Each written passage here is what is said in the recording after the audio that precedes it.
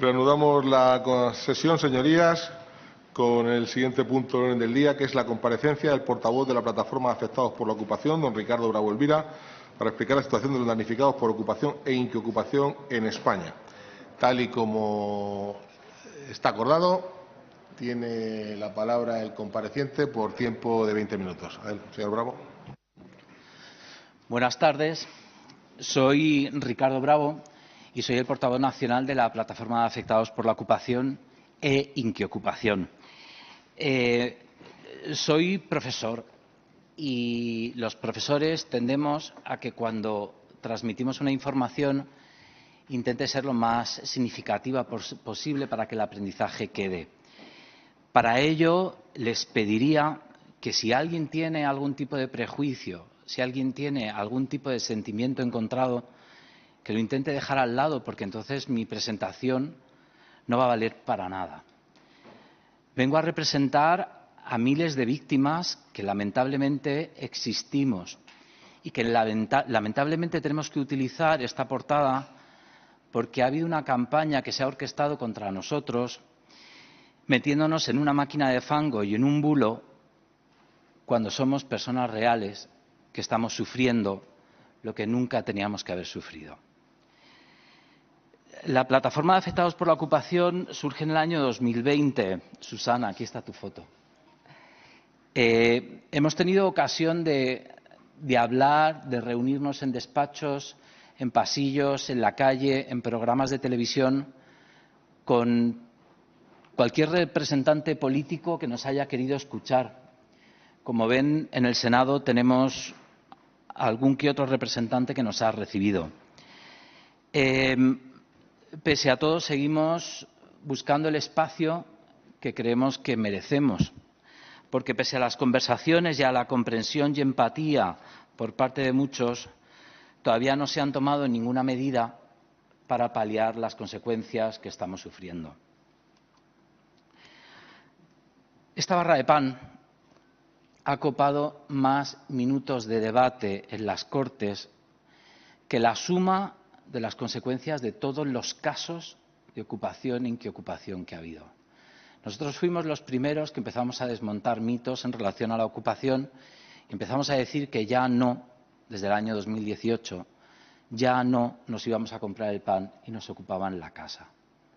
A todo esto vamos a unir otra serie de bulos que han corrido posteriormente, porque en realidad lo que queremos tras esta comparecencia es que por favor se nos ofrezcan soluciones, seamos uno o seamos un millón, y que los debates no vayan hacia barras de pan o hacia porcentajes que pueden estar más o menos sesgados. Hablando de definiciones, he recuperado dos definiciones para saber de lo que nosotros vamos a hablar. Por un lado, la ocupación, entendida como la toma de la posesión de una propiedad sin el consentimiento del legítimo propietario y sin ningún documento legal. De eso es lo que venimos a hablar. No venimos a hablar de terminología jurídica que siempre va más tarde que lo que la sociedad, y en este caso las víctimas, estamos sufriendo. Y con respecto a la inquiocupación, para adelantarme a posibles preguntas, la Fundeo RAE ya ha definido qué es lo que es la inquiocupación y lo considera como aquellos inquilinos legales de una vivienda, de un local, que en un momento dado dejan de pagar y no se marchan. Si hablamos de esto, creo que nos vamos a entender todos y vamos a evitar ese ruido en el debate político que suele haber en torno a la ocupación. ¿A quién vengo a representar? Pues vengo a representar a todo tipo de afectados por la ocupación e inquiocupación. Cuando hablamos de la ocupación, hay una parte que no es parte del litigio, pero que también sufre. Nosotros dividimos a los afectados dependiendo de cómo le afecta la ocupación o la inquiocupación directamente o indirectamente.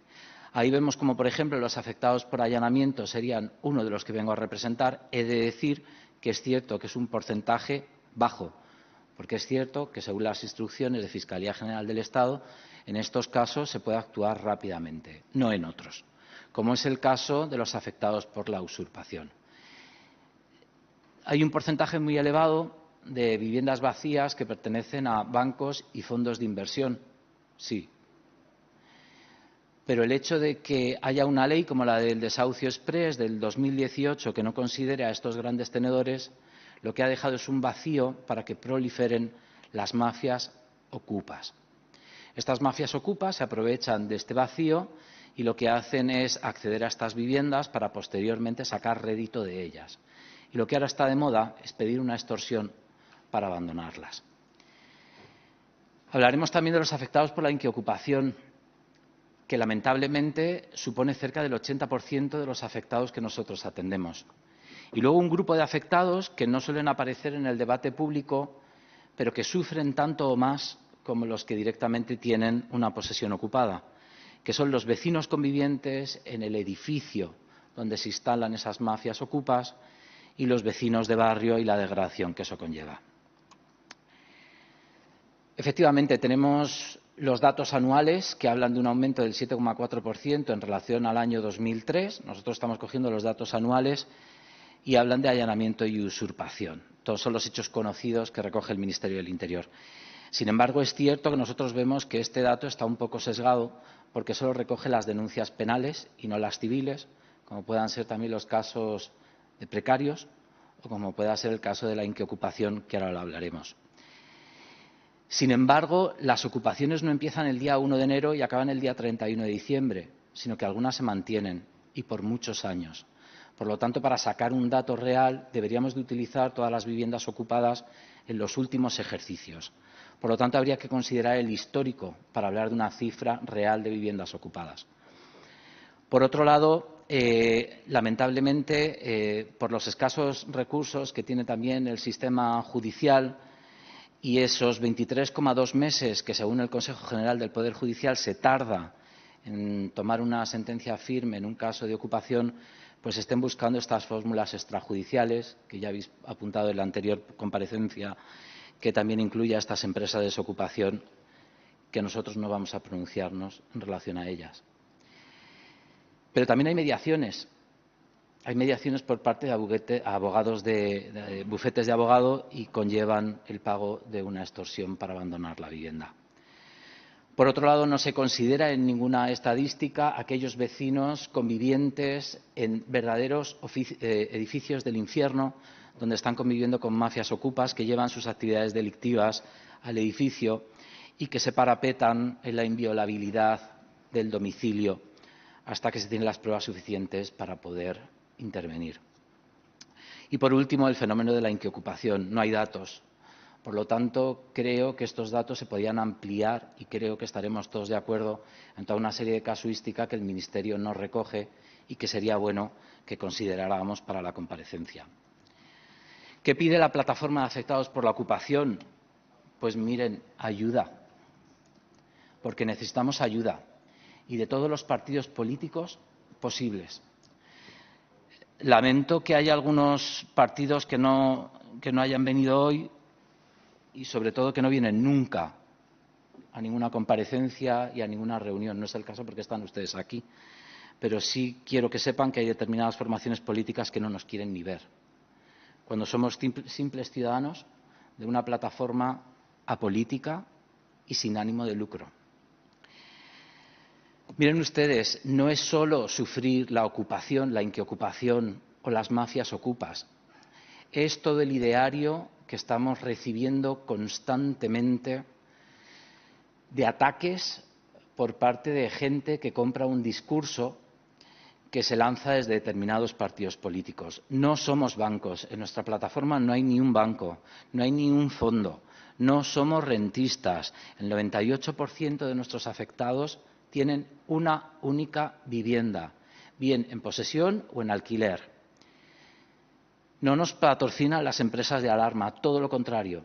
Debido a que nos tenemos que proteger, somos nosotros los que estamos financiando a estas empresas porque la legislación en este sentido nos desampara. Y no somos criminales. Hay una campaña de criminalización sobre cualquier persona que tenga una vivienda que creo que no es justa que tengamos que recibir. Somos víctimas, somos familias trabajadoras, nos ubicamos fundamentalmente en los barrios más obreros de las ciudades. Somos ciudadanos y tenemos derechos. Y por eso estamos aquí compareciendo, porque nos gustaría que afloraran. ¿Qué más pedimos? Por favor, que se deje de utilizar la ocupación como arma política. Dependiendo de las prioridades que se quieran dar a los distintos problemas que hay en este país, así los van a considerar unos o los van a considerar otros. Pero existimos. Y lo que queremos es que haya un entendimiento entre las fuerzas mayoritarias para buscar una solución a lo que estamos viviendo. También les pedimos, y antes en la anterior comparecencia hacían un comentario muy apropiado, y es que no podemos generalizar. Claro que no. Y lo que no podemos hacer es generalizar ni que todos los que ocupan son vulnerables ni son delincuentes. Y por eso lo que tenemos que hacer es determinar qué situación tiene cada uno para ver qué solución se le puede dar. Pero si se hace una ley considerando que todos son vulnerables, tenemos un problema. Por otro lado, venimos a pedir el debate parlamentario. Nosotros hemos hecho nuestras enmiendas, tanto al Grupo Popular como a Junts, sobre las dos leyes y proposición de ley que hay en el Congreso, paralizada en la mesa del Congreso. ¿Por qué no se debaten? Necesitamos una luz de esperanza para ver que nuestro problema no queda atascado en unos cajones, porque necesitamos algún tipo de medida. Es mi primera foto con IA, un poquito fea, la tendré que mejorar. Pero esto viene a reflejar que no solo somos víctimas, sino que a la vez tenemos que afrontar un problema político y social sobrevenido. Y créanme que demasiado duro es sufrir la ocupación, la inquiocupación o estar viviendo en un edificio de mafias ocupas. Fíjense, hubo una frase durísima que hizo Irene Montero, que vino a decir que la ocupación solo está en la agenda de la derecha. Ya. Créannos que hemos intentado reunirnos con determinados partidos políticos y jamás nos han respondido. Créanme que nos hemos reunido con algunas de las formaciones políticas que están aquí y lamentablemente todavía no tenemos ninguna propuesta. Posteriormente ha habido una negación reiterada de la ocupación, reduciendo a la mínima expresión el porcentaje de afectación. Si volvemos a la primera diapositiva y consideramos el histórico y consideramos la inquiocupación, las soluciones extrajudiciales y los vecinos convivientes, creo que este 0,06% aumentaría. Y fíjense lo que supone para un afectado escuchar al presidente de Gobierno hablar de esto durante un discurso sobre bulos y unas propuestas que iban a hacer para las fake news. Cuando yo escucho estas declaraciones, me veo totalmente desolado, porque veo que me están metiendo en un cajón en el que no se está considerando realmente el problema por quien nos está gobernando. Y aunque las cifras sean bajas, que no sabemos cuáles son, lo que sí pensamos y consideramos es que el Gobierno tiene el deber de garantizar todos nuestros derechos, incluido el de la convivencia pacífica y el de la propiedad. Esto es un tema que sinceramente nos llega a preocupar bastante. Efectivamente, estamos de acuerdo en que el principal problema de la vivienda es el acceso, por supuesto, pero si está claro, lo dice el CIS, incluso otras encuestas que no tienen que ver con el CIS.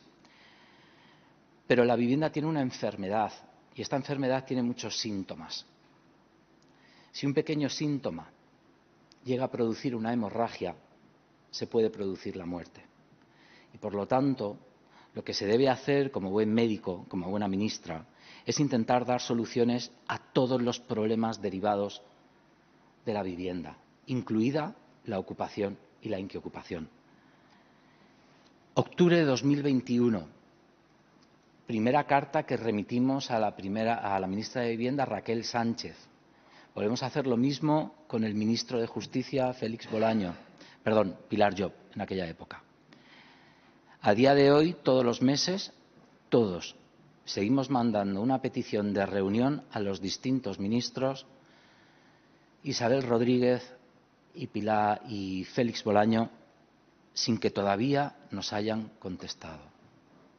qué bueno hubiera sido haber tenido una reunión antes del anteproyecto de ley de vivienda para considerar ciertas situaciones. Les he traído una carta, por si ustedes se la pueden entregar en caso de que la puedan ver. Por otro lado, siento poner este ejemplo, ¿vale? Pero me gustaría que lo consideraran porque son ustedes clave para la ocupación y la inquiocupación.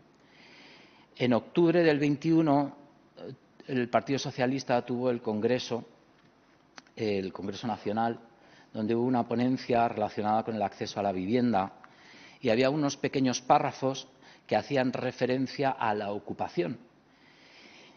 Según los datos de esta ponencia, decían que había una disminución de la ocupación según datos de la Fiscalía y del Poder Judicial. Bueno, pues yo les he puesto al lado la gráfica del Ministerio del Interior que dice lo contrario. Además, dentro de esta propuesta, de esta comparecencia, se hablaba de que se iba a ofrecer seguridad jurídica a los propietarios. ¿Dónde está? Y, por otro lado, también se iba a ofrecer herramientas a las comunidades de vecinos y a los ayuntamientos. Estas propuestas están en una ley antiocupación que está parada en el Congreso. Si pensamos lo mismo, ¿por qué no lo votamos? ¿Por qué no se discute? ¿Y por qué no se intenta poner solución? Miren, estas declaraciones de Óscar López duelen, y duelen mucho. Hace referencia a que solo existe el 0,70 y un 5% de afectados por inquiocupación. Los datos del Consejo General del Poder Judicial, recientes, vienen a decir que en el año 2024 el 70% de los desahucios que hubo fue por impago del alquiler. El 70%. Tengo un pequeño vídeo, a lo mejor es una frivolidad, pero el otro día en un programa de televisión, el portavoz de Podemos hizo estas declaraciones. Consejo General del Poder Judicial. ¿Qué dice el Consejo? En 2024 se produjeron 20.558 desahucios por no pagar el alquiler. Una cifra que está muy lejos, por cierto, de la que aporta la plataforma de afectados por la ocupación, que cifra en 61.000 el número de casos de inquiocupas en España. Yo coincido en las del Consejo General del Poder Judicial, que efectivamente son 20.000. Pero de esas 20.000 habría que saber cuántas personas están cometiendo delito o fraude y cuántas son vulnerables. Vale. Sí. Bien, fíjense, habla el portavoz de Podemos que está de acuerdo en que hubo 20.000 inquiocupaciones. Y además luego dice una frase errónea que viene a decir que habría que ver cuántos vulnerables hay. Si fueran vulnerables, tendrían paralizado el desahucio y el lanzamiento. Por lo tanto, son 20.558 desahucios por impago en el ejercicio del 2024. Continúa. Bueno, y luego otra serie de información que no voy a prestarle más atención porque es verdad que lo que hace es derivar el tema de conversación. ¿Qué consecuencias tiene todo eso? El mal uso de los datos, el no reconocimiento del problema, la falta de medidas legislativas. Pues efectivamente las primeras personas afectadas y las primeras consecuencias son de quienes estamos sufriendo esta situación. La ruina económica. Ustedes saben lo que es para una familia trabajadora que se ha tenido que desplazar a otra ciudad a poder trabajar y alquila su piso, que le adeuden 30.000 euros. Este es el caso de Basi. Le podemos dar nombres y apellidos. ¿O saben ustedes la desprotección que vivimos las víctimas que convivimos con mafias ocupas? ¿Saben lo que es vivir en un infierno donde hay armas de fuego, donde hay arma blanca, donde hay narcopisos y ni siquiera existimos para la legislación? ¿Saben lo que supone la extorsión de tener que pagar la liberación de tu vivienda a quien ha ocupado esa vivienda?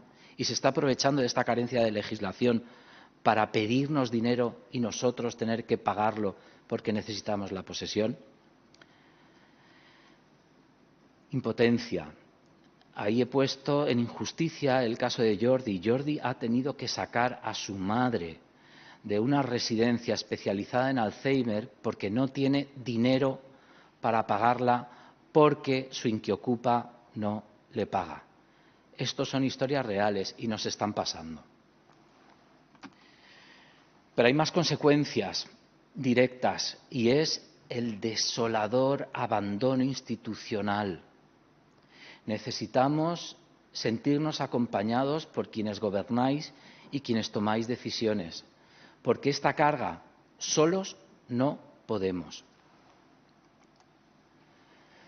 Estuvimos en enero del 2024 y en abril de este año compareciendo en la Comisión Europea, en el Comité de Peticiones, y sinceramente lo que observamos que pasaba en España era una anomalía democrática que hacía ver que solo nos pasaba a nosotros.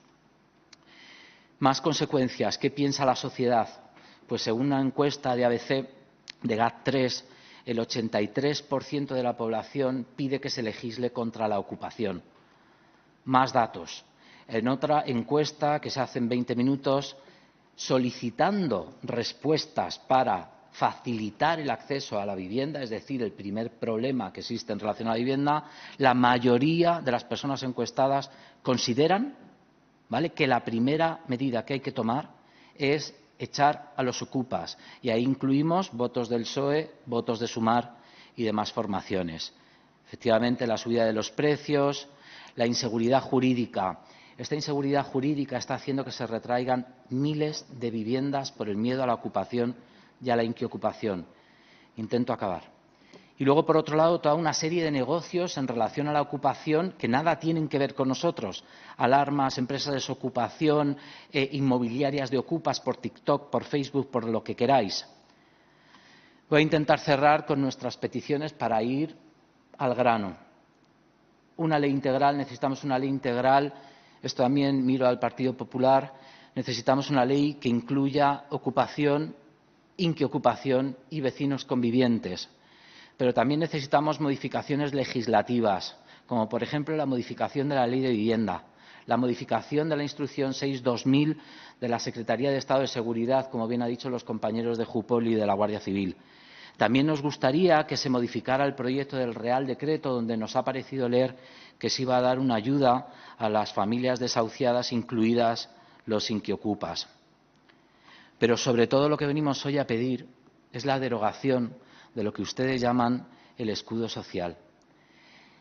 Fíjense, si se mantiene esta medida, a quien está repercutiendo es a pequeñas familias que tienen una única vivienda en alquiler. El 93% de las viviendas que están en alquiler pertenecen a familias con una sola vivienda. Si ustedes paralizan esos desahucios, se derivan las responsabilidades a estas familias. Y eso es lo que tienen que considerar a la hora de hablar con estos partidos políticos para buscar esta prórroga. Sí, me quedan 2 nada más. La derogación, y no quiero finalizar sin que vean un pequeño vídeo de su portavoz adjunta que grabó conmigo en el año 2021. Ay. Perdón, presidente, pero tengo que ponerlo. Hola, ¿qué tal? Bueno, pues es que Ricardo me contactó por Twitter hace ya un tiempo, vinimos, conocimos la situación y entendimos perfectamente que esto hay que solucionarlo, que tiene un problema gravísimo, vive sitiado, por así decirlo, está atrapado en una hipoteca y realmente son situaciones que se repiten y que no pueden ser. Todos los vecinos del barrio se enfrentan a unos problemas de convivencia gravísimos, donde tenéis miedo, ¿verdad?, de salir incluso a la calle. Y no puede ser que esto sea así. Por eso, precisamente, lo que creemos en estos casos es que tenemos que unirnos todos los demócratas, tenemos que ser capaces de aportar cada uno desde nuestro punto de vista. Por favor, la unión de los demócratas. Muchas gracias. Señor Bravo, pasamos al turno de portavoces por 5 minutos. Señor Ferrer. Sí, gracias, señor presidente. Buenas tardes, señor Bravo. Gracias por su comparecencia y su explicación. Veo que ha escuchado la comparecencia anterior y me he sentido aludido cuando ha hablado de que no se podía generalizar, que creo que es una de las cosas que se han dicho se han dicho aquí. Yo, evidentemente, toda la solidaridad y empatía cuando un propietario se ve ocupada su vivienda. Ya le he dicho, entrando, si ustedes son propietarios y tienen una única vivienda, evidentemente es inaceptable que nadie entre en tu casa y te la usurpe. Eso no hay, ni te la allane, hoy también leía en La Vanguardia que también habían subido los robos en viviendas. O sea, totalmente claro que eso no puede ser así, independientemente de que haya casos y casos, como decía usted, ha hablado de las mafias. Usted ha dicho que ha venido aquí a que se le ofrezcan soluciones. Me va a disculpar, pero el Senado quizás no es podemos discutir, podemos debatir, podemos proponer, pero quizás no es el sitio para que a ustedes les den una solución concreta en este sentido. Yo lo que, por mi experiencia, le hablo de mi experiencia como abogado que llevo toda la vida en procesos de desahucio, yo lo que sí que ustedes dicen que dentro de su plataforma el 70% tienen afectados por falta de pago, ¿no?, que han dejado de pagar, o eso es lo que he entendido yo.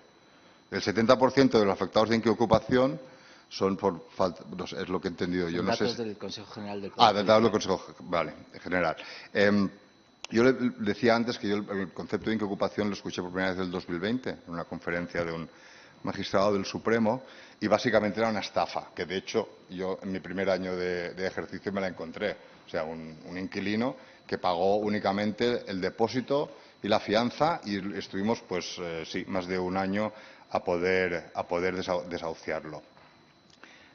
Pero así como antes, los años 2000, por ejemplo, eran muy recurrentes los procedimientos por falta de pago, por lo menos la experiencia que tengo yo, al menos en las islas, le hablo de la isla de Ibiza, esto ha cambiado. O sea, yo procedimientos por falta de pago, yo no recuerdo ahora mismo que lleve ninguno. Llevamos precarios, llevamos finalizaciones de contrato, que estos sí, que además se alargan muchísimo más, porque a la hora de apelar no tienen por qué pagar, pueden apelar si tienen que depositar la deuda, ¿vale?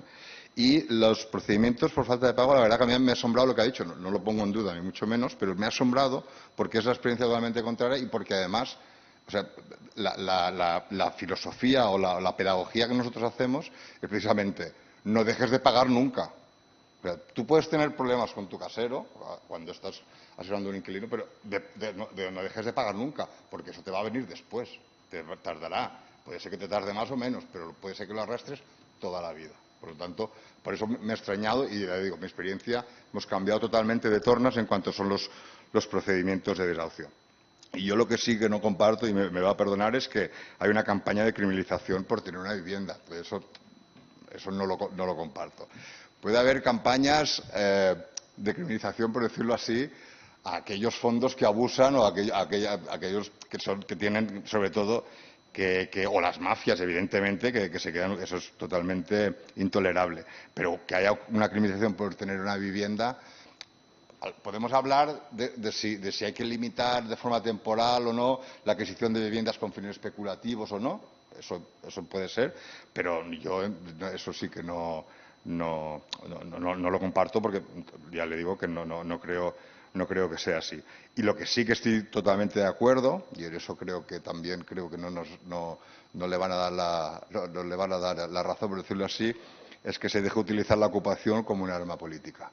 Me temo que de momento eso no va a suceder, aunque sí que es verdad que a lo mejor tendríamos que sentarnos todos, ¿no?, y ver, como decía antes, ¿no?, si el procedimiento es garantista, porque yo entiendo que tiene que serlo, ¿vale?, pero en qué casos te habría que hacer, pues agilizar quizás las medidas cautelares o agilizar los juicios rápidos, ¿no?, este tipo de cosas quizás más concretas, ¿no?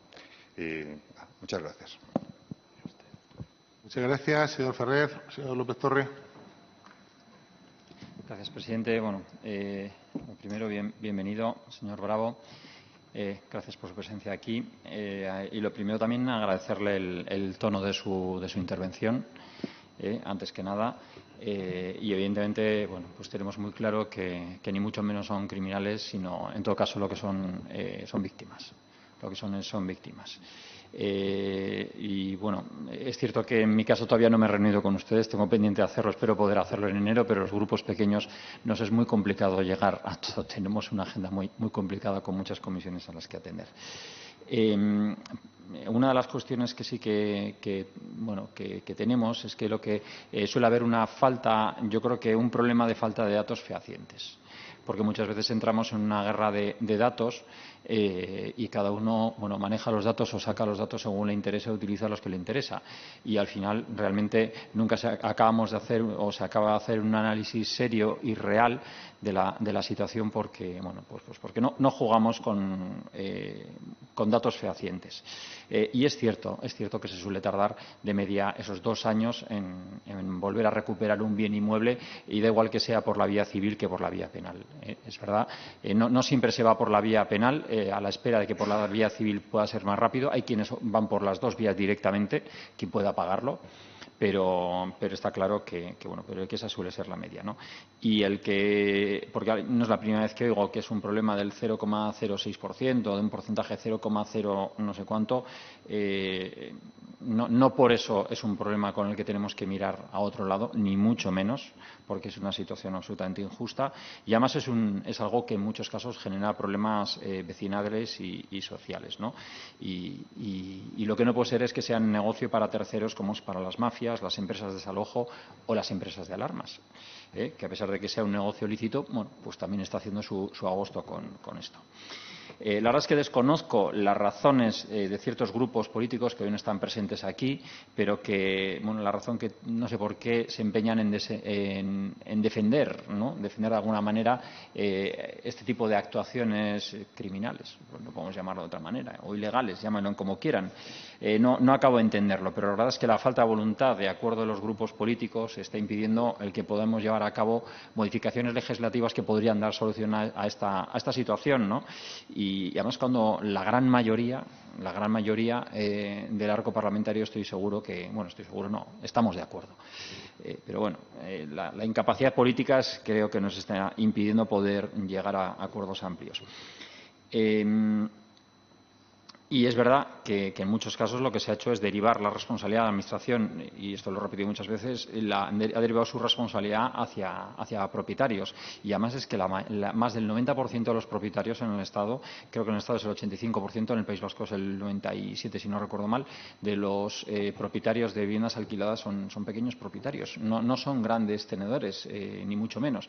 Y no voy a utilizar la palabra criminalizar, pero sí señalar a veces incluso a esos pequeños ahorradores, que lo que están buscando es un complemento a futuro a su pensión o un complemento a su salario, se les ha señalado. Quizás no tanto por los grupos que estamos aquí presentes, pero sí hay ciertos grupos que parece que no sé qué les han hecho esos pequeños ahorradores, que lo único que han hecho es la cultura de trabajar, ahorrar, invertir esos ahorros en un bien que más o menos siempre se ha entendido que es seguro y que además puede servir en un futuro pues para descendientes, ¿no? Y se les ha señalado. Creo que no debería ser así.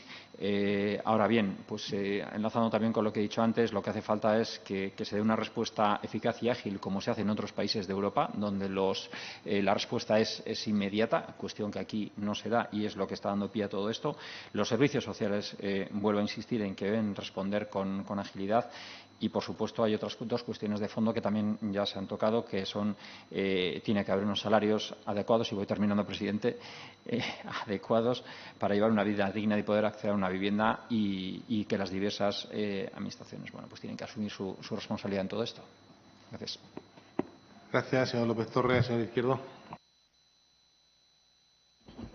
Sí, muchas gracias, señor presidente, y gracias también, señor Bravo, y bienvenido al Senado, su casa, como la de todos los españoles, y espero que se le haga agradable la visita y la comparecencia. Yo quiero, en primer lugar, solidarizarme con algunas de las cuestiones de los casos personales que usted ha detallado aquí, tanto en esta comparecencia como en la que tuvo usted en el Congreso de los Diputados, que he podido seguirla a través del archivo de vídeo de la otra Cámara, y vaya por delante la solidaridad de mi grupo y la mía personal respecto a algunos de esos casos, los casos que usted ha relatado como ejemplos, ¿no? Porque creo que es evidente que son situaciones que no son deseables para nadie y, por tanto, por delante, como le decía, nuestra solidaridad. Yo creo que usted hace un análisis interesante desde el punto de vista de aclarar el panorama en cuanto a diferenciar lo que son las distintas situaciones, porque esto es muy importante para después tomar decisiones políticas y, sobre todo, quiero después explicarle las que el Grupo Socialista y el Gobierno plantean y también, porque usted además nos ha hecho un relato muy profuso de presencias en medios, incluso nuestra ponencia Marco Política, yo le voy a relatar también algunas de las cuestiones que somos incapaces de sacar adelante con otras formaciones políticas y miro claramente al Partido Popular, porque creo que parece que toda la carga del bloqueo viene depositada hacia nosotros y yo también quiero poner algunos ejemplos en sentido contrario. Pero voy a lo del deslindar porque creo que es importante.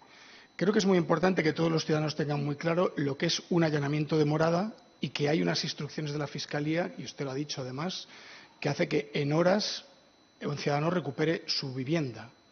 Por tanto, aclaremos esta circunstancia. Cuando estamos hablando de un domicilio habitual, hay una medida expeditiva para recuperar la posesión de la vivienda.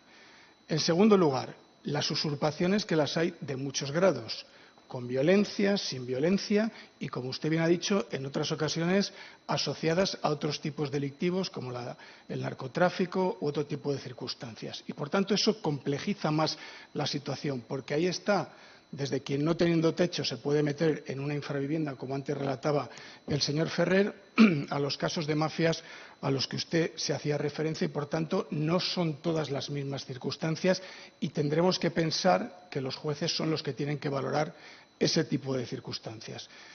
Digo esto porque al hilo de las intervenciones de la comparecencia anterior, yo la verdad es que he quedado patidifuso cuando he escuchado a miembros de las fuerzas y cuerpos de seguridad del Estado hablar poco más o menos que de establecer un marco regulatorio para las empresas de desocupación, porque actúan con coacciones y, por tanto, es una manera de comportarse que no encaja. Primero, no tienen la facultad para tomarse la ley por su mano y, en segundo lugar, hacerlo a través de coacciones, ni mucho menos. Porque eso sería, eso es inadmisible en un Estado de Derecho. Pero entiendo que ahí hay un recorrido que podemos ver y analizar respecto a cómo agilizar plazos y la dotación de medios que pueda tener la justicia en cada momento. Entiendo que este es en el caso en el que usted se ha visto envuelto, el de una usurpación, probablemente con violencia, y que acaba derivando en ocupantes que además se dedican a otro tipo de delitos y que también tienen sus cauces. Pero el primer paso en una usurpación es que el propietario la denuncie. Y esto también hay que explicarlo e informar a muchos propietarios que deben tratar de recuperar también la propiedad de sus inmuebles, porque si no, el procedimiento no arranca. O al menos yo así lo entiendo, ¿no? Es más, ¿qué ha hecho el Gobierno en el caso de las usurpaciones? Pues se ha aprobado una ley de eficiencia del Servicio Público de Justicia que ha incluido entre los casos de juicios rápidos los allanamientos y las usurpaciones, es decir, juicios que han de celebrarse en 15 días, según establece el artículo 795 de la Ley de Enjuiciamiento Criminal.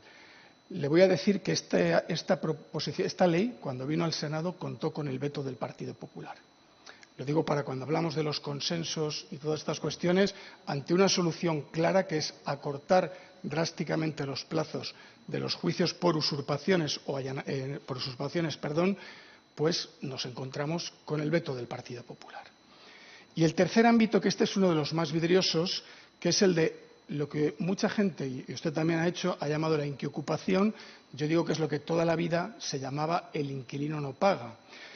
Creo que el término inquiocupación es, en mi opinión, poco adecuado, por decirlo suavemente, porque viene a asemejar esta situación con la de los tipos delictivos anteriores que sí que suponen una ocupación ilegal de la vivienda. Usted, en su definición, hablaba incluso de que los inquilinos que no pagan lo hacen con un título legal de alquiler, con independencia de que después no paguen, y, por tanto, no es la misma situación de ilegalidad. Le digo esto porque en este batiburrillo de situaciones, o en esta pléyade de situaciones, conviene que aclaremos bien lo que es una cosa y la otra, porque nos podemos encontrar, caso de la semana pasada, con otra de estas proposiciones de ley, ya termino, presidente, maravillosas que hace el Partido Popular, en la que mezcla absolutamente todo. Y el titular era el siguiente: los titulares de viviendas que estén ocupadas podrán cortar los suministros. Y entonces, claro, uno se pregunta, ¿un propietario de un inquilino que no le paga le puede cortar el suministro sin una resolución judicial a su inquilino que tiene un contrato legal? Esto es el debate de fondo y esto es la diferencia entre, con muchas dificultades y con la situación parlamentaria que tenemos, intenta el Gobierno y el Partido Socialista, termino ya, dar soluciones, y las propuestas maximalistas y de generar expectativas falsas que plantea el Partido Popular. Yo, en el primero de los debates, estamos dispuestos, por supuesto, a tenerlos con ustedes y con quien sea necesario. Muchas gracias, señor Izquierdo. Muchísimas gracias. Tiene la palabra el señor Díez de Revenga. Muchas gracias, señor presidente. Señor Bravo, muchas gracias por venir. Señor Bravo, las víctimas de ocupación son ustedes un cero. Para el Gobierno, quiero decir. Son ustedes un cero porque son un 0,06. Y entonces no existen. Y cuando existen, pues hacen una división muy curiosa, ¿no?, de personas afectadas por la ocupación, 16.000, entre número de viviendas, ¿no? Personas entre peras con manzanas. Y luego, efectivamente, usted lo ha dicho, ¿no? El tráfico de drogas son el 0,043%. ¿Debemos dejar de perseguirlo por eso? Los secuestros son el 0,0000025. ¿Debemos dejar de perseguirlos? Los homicidios son el 0,0007. ¿Debemos dejar de perseguir? Es que no lo entiendo. Pero lo curioso es que el Partido Socialista es un partido que presume de defender a las minorías. Y ustedes son una minoría, según ellos, pero no les defienden. ¿Por qué? Pues son ustedes un cero, lo siento mucho. Se supone que defienden a los débiles contra los poderosos, pero aquí los poderosos son los ocupas y la ley les ampara. Yo, sinceramente, no lo entiendo. Claro, es que ustedes no son una minoría identitaria, que son las que defienden ellos. Igual quizá deberían hacerse ustedes palestinos, o deberían hacerse transexuales, o deberían hacerse algo identitario para que de esa manera ya se les pueda escuchar su voz. Nosotros, desde luego, no pensamos así. Las víctimas de la ocupación son ustedes un bulo. Lo ha puesto usted en la primera diapositiva. No somos un bulo. Para ellos, para la izquierda, ahora mismo son ustedes un bulo. ¿Por qué? Porque los ha fabricado la extrema derecha y sus pseudomedios, y nosotros, el PP, lo que hacemos es comprar el discurso de la derecha porque queremos su espacio político. No les entra en la cabeza, se ve que a sus señorías del Gobierno no les entra en la cabeza, que igual nosotros lo que estamos es dándole voz a un problema real que hace sufrir a muchísima gente, que es lo que procuramos hacer nosotros. Porque, claro, no basta con solidarizarse, hay que dar soluciones. Nosotros estamos aquí para legislar, no para solidarizarnos y dar abrazos. Estamos para dar soluciones. Y, por tanto, nosotros no utilizamos esto como arma política. Lo que hacemos es buscar soluciones. Y cuando ustedes no les reciben, pues nosotros intentamos darles voz para ver si así removemos su conciencia y conseguimos que les reciban, para que el que puede tomar decisiones las tome y solucione.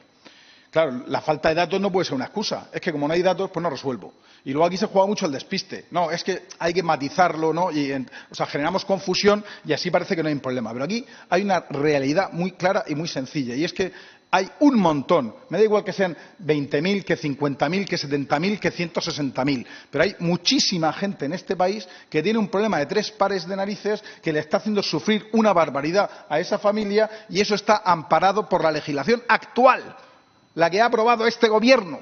Entonces, oiga, no me cuenten rollos, no, es que hay que matizar, hay que ver, bueno, entre que vemos o no vemos, pues no aprobamos nada. No, es que ustedes hacen postura, tal, pero no nos gusta, y siempre se oponen a todo. Señoría, señor Bravo, las víctimas de ocupación son ustedes unos vendedores de alarmas. Sí, porque para la izquierda radical me refiero, no para nosotros, porque sus problemas, según ellos, no son verdad y nos los hemos inventado. Porque el problema, señor Bravo, hay un problema de fondo en esto, y es que ustedes son una cosa malvadísima que se llama rentista. Es que ustedes quieren ganar dinero con la vivienda, y la vivienda es para vivir en ella, no es para... Pero claro, es que si encima tienen más de una vivienda, entonces es una cosa muchísimo peor. Entonces ya son la encarnación del demonio en la tierra, que son los grandes tenedores, que eso ya es lo peor de lo peor. Porque aquí se ve que en el modelo de vivienda que tiene este Gobierno y este Partido Socialista y esta izquierda, solo pueden alquilar las viviendas el Estado. Y así tenemos el problema de vivienda que tenemos. Entonces, usted ha dicho una cosa que tiene muchísima razón. Y es que esto no va a solucionar el problema de vivienda. O sea, arreglar la ocupación no va a solucionar el problema de vivienda. Pero sí tenemos claro una cosa, que hasta que no se resuelva la seguridad jurídica, no se va a resolver el problema de la vivienda. Eso lo tenemos clarísimo. Usted ha hablado de un síntoma de una enfermedad, y efectivamente lo es. Es un síntoma, además, un síntoma grave. Y por supuesto, nosotros pensamos que hay que atacarlo. Por tanto, y todo esto que he dicho, que puede sonar exagerado, esto lo oye un europeo y flipa, perdonen la expresión. Pero esto suena exagerado, pero todo esto lo hemos oído aquí en esta Cámara. Hoy no se han atrevido a decírselo a la cara y, sobre todo, no están aquí los del tiro en la nuca, que esos van siempre por detrás y no han venido aquí a decir lo que dicen, no han venido a decirles a ustedes a la cara que ustedes no existen. Pero en los otros debates sí lo dicen, ¿eh? Y lo dicen claramente. Entonces, claro, alguien dice por ahí, es que no entiendo cómo se respaldan conductas delictivas. ¿Sabe usted con quién ha pactado el Gobierno de Pedro Sánchez la prórroga del decreto antidesahucios? Con Bildu. Entonces, claro, dice, no, es que no entiendo cómo hay algún partido que ampara conductas delictivas. Pues, hombre, si te juntas con determinados socios y le das respaldo, porque el problema no es que una minoría pida esto. El problema es que quien tiene el poder ahora mismo le hace caso a esa minoría y adopta sus postulados como propios. Ese es el problema. Nosotros no todos somos así. Y ya digo, yo no vengo aquí a politizar este debate, porque lo que quiero es escucharles a ustedes, darles voz y tratar de buscar soluciones de la mejor forma que puedo. Nosotros estamos en la oposición, lo único que vamos a hacer es hacer propuestas, como hemos hecho, que luego nos las paran sistemáticamente. Oiga, entremos en el debate, no quieren entrar. Así que desde el Partido Popular tengan claro que nosotros siempre vamos a estar con ustedes y ayudarles, porque estamos con ustedes, con el Estado de Derecho, con la justicia y con la propiedad privada. Muchas gracias. Muchas gracias, señor Díaz Revenga. Para concluir sus intervenciones, señor Bravo tiene un turno de 5 minutos. Madre mía, a ver si me da tiempo a decir todo. Agradezco el tono, al igual que me lo ha agradecido usted a mí, se lo quiero agradecer a todos, porque creo que este es el camino. Creo que si utilizamos este tono podremos llegar a soluciones para todos. Hombre, pues si uno viene al Senado a comparecer y no pide medidas, ¿dónde tengo que ir? O sea, creo que el Senado todavía tiene capacidad legislativa y si no, pues dígame dónde, que pediré audiencia. Solo darle un dato, ¿vale? Los 20.855 desahucios por impago es un dato del Consejo General del Poder Judicial, no es nuestro, ¿vale? Y ahí nos incluyen las paralizaciones de desahucio y lanzamiento del Real Decreto que pedimos que por favor no se vuelva a extender, ¿no? Señor López, pues muchísimas gracias porque creo que compartimos gran parte de lo que hemos comentado y me da mucha pena que no haya capacidad política de intentar solucionar esto, porque si esto no se soluciona, otras cosas peores, ¿qué pasará? Señor Izquierdo, es que no quiero que suene a reproche, pero desde el octubre de 2020 nos estamos reuniendo con el Partido Socialista, desde octubre. Comisión de Vivienda, portavoz de la Comisión de Vivienda del Congreso de los Diputados, Eva Bravo, ¿vale? La primera medida que dijo que iba a tomar en la primera reunión que mantuvimos fue la de los suministros. A día de hoy todavía no ha pasado nada, pero esto nos lo transmitió la portavoz de Vivienda, que no veía lógico que se estuviera derivando los suministros a los que estábamos sufriendo la ocupación o la inquiocupación. Por favor, centrémonos en las víctimas, que seguro que a partir de ahí sacamos algo entre todos. Creo que es fundamental, más allá del reproche político de esto y de otras cosas. Mire, lamentablemente la ley de eficiencia de la Administración de la Justicia pone alguna que otra traba, como por ejemplo que tenemos que hacer actos de conciliación con quienes nos han ocupado e inquiocupado durante años. Es decir, nos tenemos que sentar a negociar con ellos, sí, porque tenemos que tener un documento para que posteriormente se pueda ir a juicio. Esto es así, creo que se llaman los MASC, ¿vale? Esto lo que hace es dificultar y ponernos siempre en una situación de desventaja, porque ya de primeras la ley no nos va a amparar si no hay una mediación. Es decir, tenemos que negociar algo. ¿El qué? Si han cometido un delito contra nosotros, si han dejado de pagarnos porque han querido. ¿Qué hay que negociar? Para eso está la justicia. Y luego, por otro lado, si usted recuerda, la Fiscalía General del Estado sacó unas instrucciones donde lo que hace es limitar al mínimo los juicios rápidos, que era lo que contenía esa ley a iniciativa del Partido Nacionalista Vasco que se presentó en el Congreso. Por lo tanto, al final esta ley, créannos, que nos hace un flaco favor. Yo cuando he hablado de empresas de desocupación he dicho que no iba a entrar. Pero fíjese qué curioso, las empresas de desocupación tienen una capacidad de intervenir en determinadas situaciones que la Policía Nacional o cualquier otra fuerza y cuerpo de seguridad del Estado no puede hacerlo. ¿Por qué? Es que es muy llamativo. Y además, si ustedes se dan cuenta, hay un vacío legal por la cual estas empresas existen y otras cosas como los manuales de ocupación o el idealista de los ocupas. ¿Por qué no nos paramos a pensar qué huecos hay para taparlos? Entonces desaparecen las empresas de desocupación y a lo mejor hasta la ocupación y la inquiocupación. Efectivamente, los allanamientos de morada son pocos, pero los hay, ¿eh? Los hay. Y usurpaciones también las hay, ¿vale? Con su delito flagrante y con el problema que tienen con la instrucción de la Secretaría General de Seguridad, Secretaría de Estado de Seguridad, como han dicho los compañeros, porque lo hemos vivido. No somos solo los casos que hemos puesto en la presentación, hay muchísimos más, ¿vale? Otra cosa es que no sean públicos, ¿no? Para acabar, sí me gustaría volver a uno de los temas que han pasado un poco por alto, ¿no? Y es que ustedes han votado un decreto o van a prorrogar por séptimo año, un decreto para paralizar los desahucios y los lanzamientos a supuestas familias vulnerables.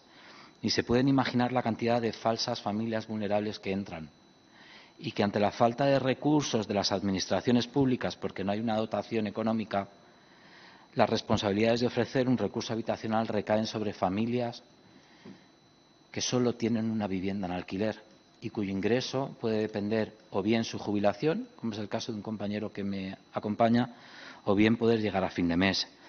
Si ustedes quieren hacer algo estructural, como decía Yolanda Díaz, por favor, que no nacionalicen todas las viviendas, que no expropien todas las viviendas que están inquiocupadas, porque esto fue una declaración de la vicepresidenta de la semana pasada. Y dentro de esas declaraciones está lo que decíamos de la criminalización. De verdad que detrás de ese 93% hay familias trabajadoras que están sufriendo la inquiocupación. No voy a entrar en el debate del concepto, porque ya lo he puesto con la Fundeu RAE. Más allá del debate del concepto, por favor, parémonos a pensar que está sufriendo una familia, que está sufriendo la inquiocupación y que ve con terror cómo se va a prorrogar por séptimo año un decreto que lo que hace es derivar las responsabilidades de las administraciones a particulares. Muchas gracias, señor Bravo. Y pasamos al turno final de portavoces, empezando con el señor Ferrer. Sí, gracias, señor presidente. Señor Bravo, gracias de nuevo. Yo ironizaba con el tema de que usted, aquí lo de las soluciones del Senado, porque como Cámara de Segunda Lectura funciona poco. Y si usted se da cuenta, porque lo ha dicho, ¿no? Hay leyes que están, bueno, están paralizadas en el Congreso y no salen adelante. Leyes que además, evidentemente, están hechas por la mayoría de este Senado, que no se corresponden seguramente con un consenso. Entonces ya esas leyes ya empiezan mal, por decirlo de alguna forma. Era una ironía. Pero yo le he dicho de principio toda mi solidaridad y todo mi apoyo, porque con nosotros siempre hemos diferenciado muy bien o intentamos diferenciar muy bien de esa generalidad quiénes son los que afectan a personas como usted y como las que usted representa a otras, ¿vale? Yo una cosa que ha dicho ahora en el segundo turno con la que sí que me va a permitir que discrepe, ¿vale? Que son, dice que han empeorado porque para la ley de eficiencia de la Administración de Justicia, pues ahora los MASC parece que dificultan.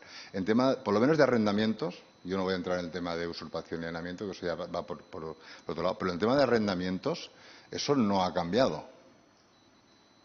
No ha cambiado. Gratis lo voy a dar. Antes había que enviar una carta, ¿no?, reclamando el impago y tenías que esperar un mes. Si en el mes no te hacían caso, ya podías poner la demanda y no tenían derecho a enervar. ¿Correcto? Correcto. Es así, ¿no? Ahora, en vez de enviar una reclamación, una carta, envías una oferta vinculante confidencial. Pero es lo mismo. Yo, sí, le puedo asegurar que funciona exactamente igual, porque por desgracia lo tenemos que ir haciendo de esta forma ahora.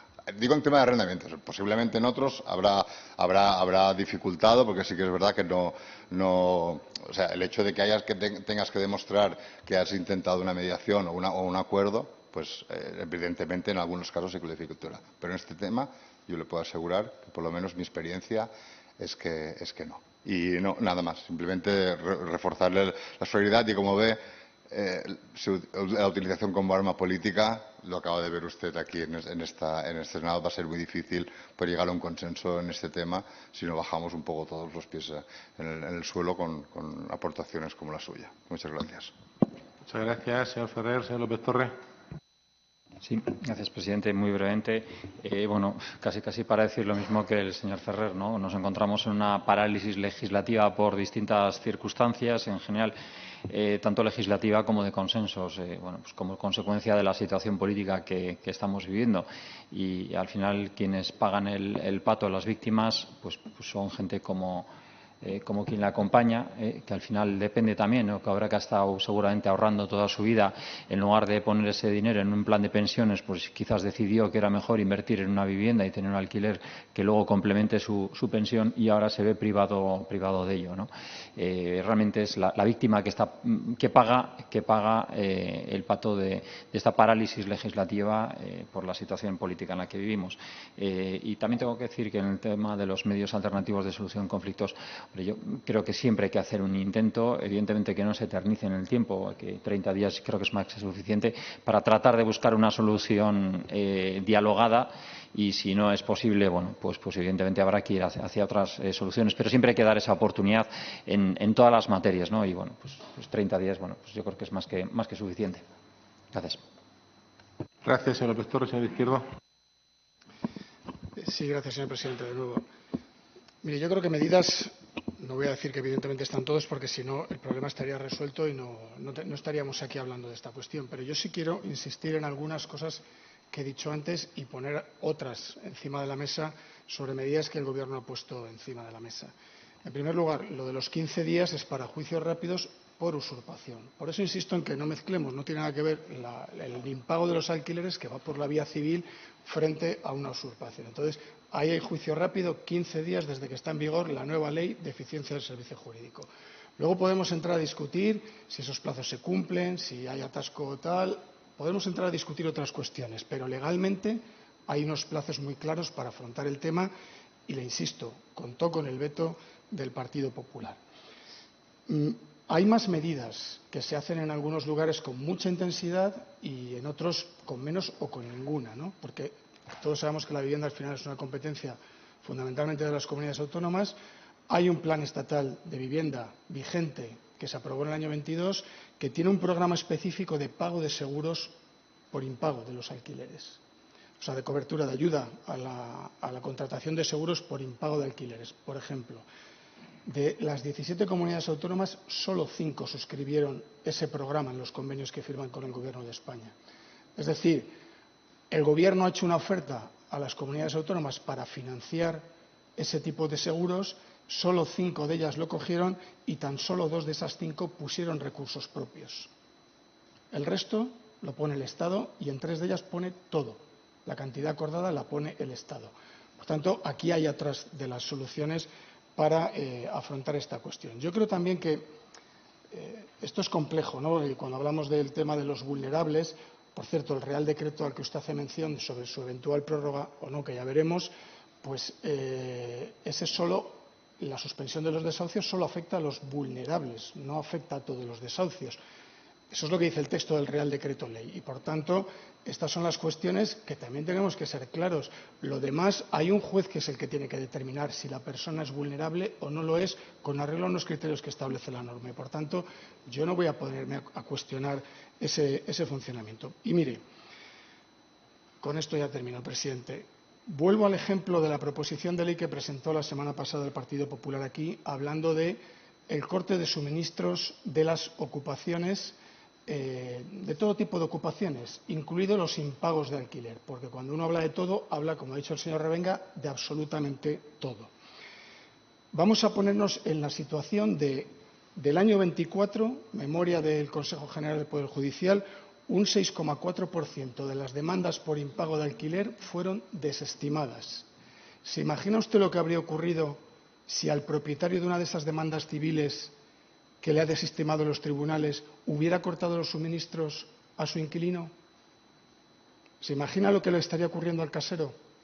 Es decir, es muy importante porque la expectativa del titular y de las medidas que pone encima de la mesa el Partido Popular puede sonar muy bonita, pero su efectividad y los riesgos que puede conllevar yo creo que son mayores, porque ese artículo está dando a entender que el propietario puede en cualquier momento cortar el suministro y eso lo tendrá que decidir, en todo caso, en un Estado de Derecho, un juez si hay una vulneración de los derechos. Por tanto, termino ya, presidente. Le insisto en la voluntad del Grupo Socialista de trabajar para buscar soluciones reales. Para los titulares y para otros mensajes tiene aquella bancada dispuesta totalmente. Muchas gracias, señor Izquierdo. Para cerrar el debate, señor Díaz de Revenga. Gracias, señor presidente. Yo le agradezco muchísimo, señor Bravo, su comparecencia, igual que a los anteriores, porque desde el Partido Popular pensamos que en este tema no basta con buenas palabras, con solidaridad, porque ya ha llegado el momento de actuar, es una realidad innegable e incuestionable, y además pensamos que quien tiene que tener la mayor responsabilidad es el Gobierno, que para eso gobierna, y además ha demostrado que cuando quiere tomar medidas, las toma. Por tanto, el ejercicio de contorsionismo político, ¿no?, para decir aquí, bueno, es que hay que ver, es que veremos a ver, en fin, eso al final es un ejercicio de contorsionismo, porque, ya digo, hemos visto claramente que cuando el Gobierno quiere gobernar, gobierna, y cuando quiere tomar medidas, las toma. Lo que está clarísimo, y ha quedado algo claro en esta comisión, es que no hay peor ciego que el que no quiere ver.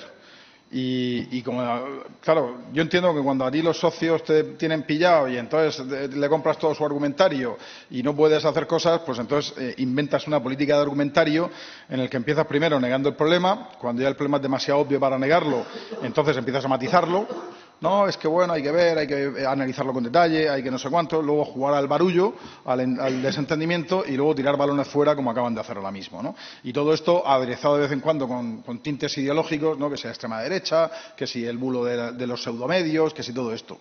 Es curioso que los partidos que realmente estamos preocupados por esto, aquí no está Vox, no está Esquerra, no está Bildu, no están, o sea, todos estos que luego se llenan la boca en la calle con estos medios, con todos estos mensajes, aquí no están.